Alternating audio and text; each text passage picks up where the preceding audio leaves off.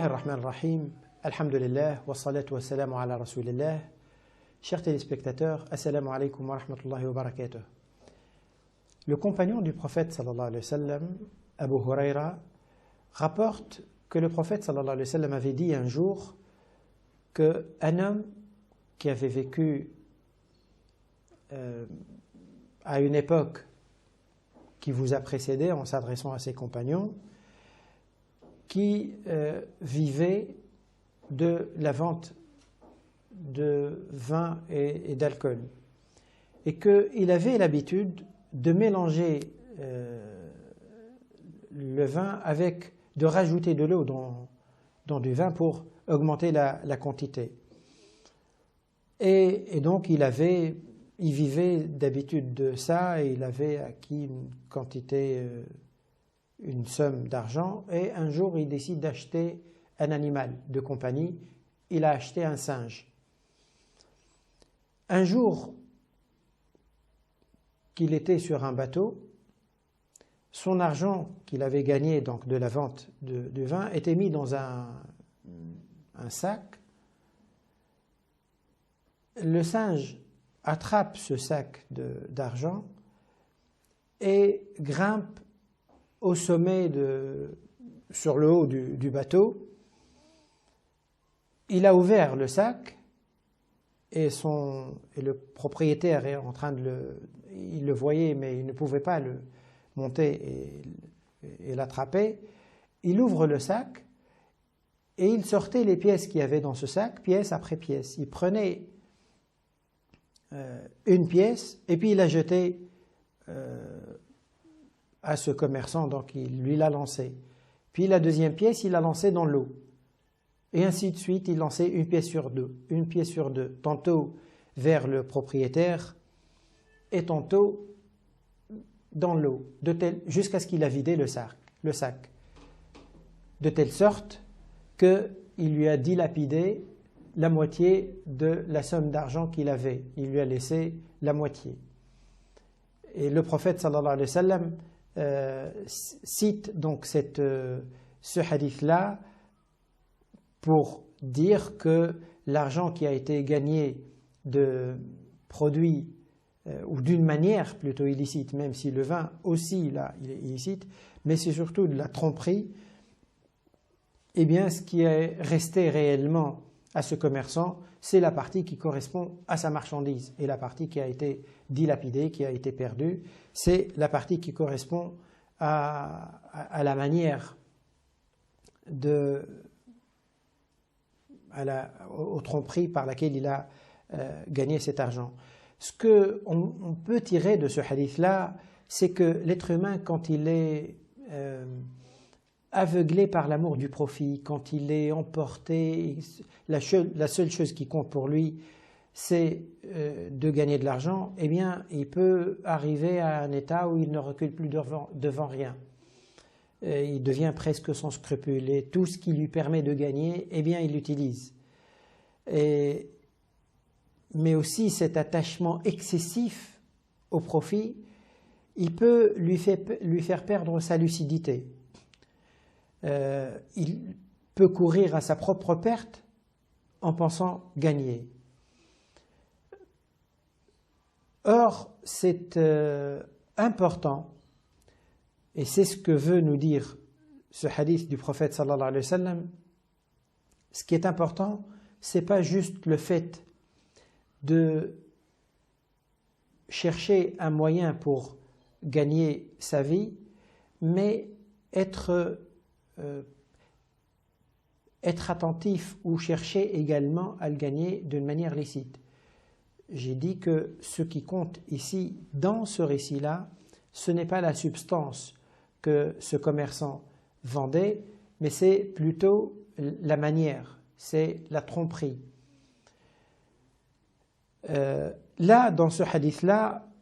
on voit que Allah subhanahu wa ta'ala a puni ce commerçant, en quelque sorte, en le privant de la moitié de sa fortune, d'une manière claire, évidente et visible, puisqu'il a vu la moitié de la fortune être jetée à l'eau.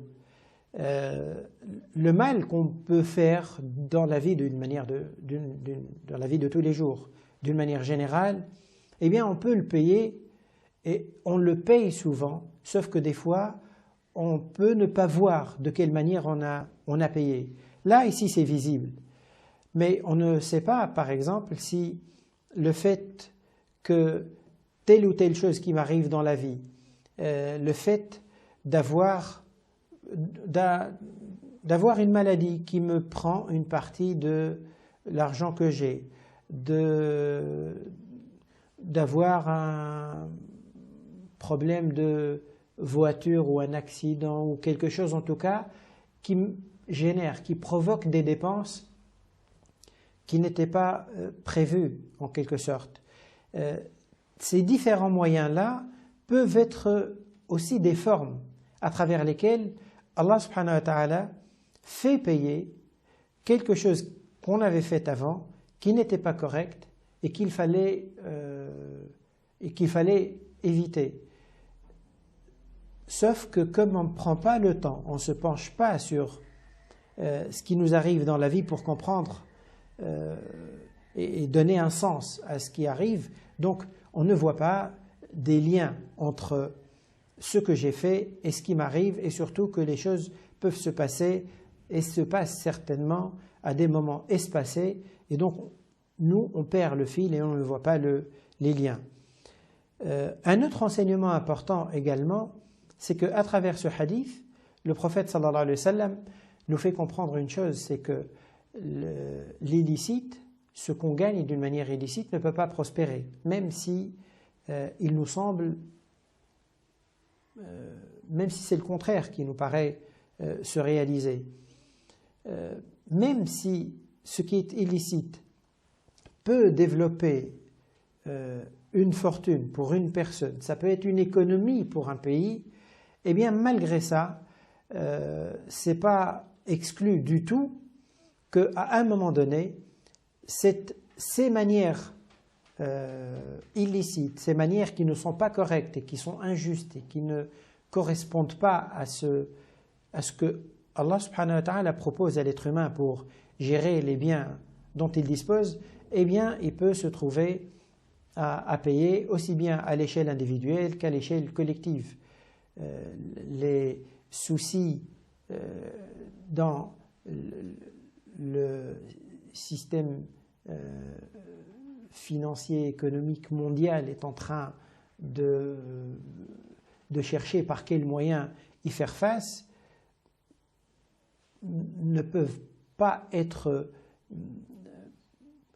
coupés du tout du mode de fonctionnement du système lui-même, de la manière de gérer l'argent elle-même, et du fait qu'il y a forcément des formes d'injustice que les spécialistes de spéculation connaissent parfaitement, mais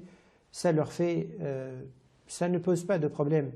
pour eux parce qu'ils considèrent que dans tous les cas c'est juste une perte de bénéfices, mais le capital il est toujours là. En tout cas, le hadith du prophète sallallahu alayhi wa sallam nous apprend que ce que vous faites et ce que vous pouvez gagner, si vous arrivez si vous le développez d'une manière qui ne correspond pas, qui n'est pas conforme à ce que Allah subhanahu wa ta'ala vous propose comme mode de vie, mode de gestion de vos biens, de vos compétences, de tout ce qui vous met à votre disposition, eh bien sachez que un jour ou l'autre, vous verrez vous-même qu'il peut s'écrouler comme un château de cartes. Donc, à travers ce hadith aussi, le prophète sallallahu alayhi wa sallam nous dit que les conséquences des actes que nous faisons ressemblent aux lois de l'univers, aux lois de la nature, comme certains les appellent, à ces lois divines que Allah subhanahu wa ta'ala a mis dans cet univers, et que la justice a des fruits qui en découlent, l'injustice a des fruits qui en découlent, et qu'on voit les fruits, qu'on ne les voit pas à notre niveau individuel, même si on ne les voit pas, ils se produiront. C'est un peu comme un arbre fruitier qui ne donne des fruits que plusieurs années plus tard. Il se peut que celui qui a planté l'arbre il meurt avant de voir ses propres fruits. Ses enfants le verront, ses petits-enfants le verront certainement. Donc, la manière d'agir, la manière de se comporter, la manière de vivre d'une manière générale, la manière de gérer tout ce qui est à notre disposition, partant des moyens matériels, des facultés, des compétences, de ce que Dieu nous a donné, toutes ces façons-là de gérer ont des conséquences et des fruits. Le bien ne peut générer que le bien, l'injustice ne peut générer que des fruits amers, et que l'être humain il se trouvera privé au moment où il en a le plus besoin. C'est le sens que le prophète sallallahu alayhi wa sallam et le message que le prophète sallallahu alayhi wa sallam veut nous donner à travers ce hadith. Nous apprend donc aussi qu'il ne faut pas avoir la vue courte et qu'il faut pouvoir voir le long terme. Cet état d'esprit de voir ce qui est proche, ce qui est immédiat, est incompatible avec la foi en un jour du jugement. La philosophie même de cette croyance-là, c'est d'apprendre à l'être humain à pouvoir voir les choses dans la durée et voir les conséquences lointaines d'une action qui peut mener, et même très très lointaines. Donc à plus forte raison, pouvoir prendre suffisamment de recul pour voir ce qui peut se produire ou quelles sont les conséquences qui peuvent être les fruits d'une action dans cette vie-là. C'est dans tous les cas ce que le prophète sallallahu alayhi wa sallam veut nous apprendre comme ensemble d'enseignements à travers ce hadith. Wassalamu alaikum wa rahmatullahi wa barakatuh.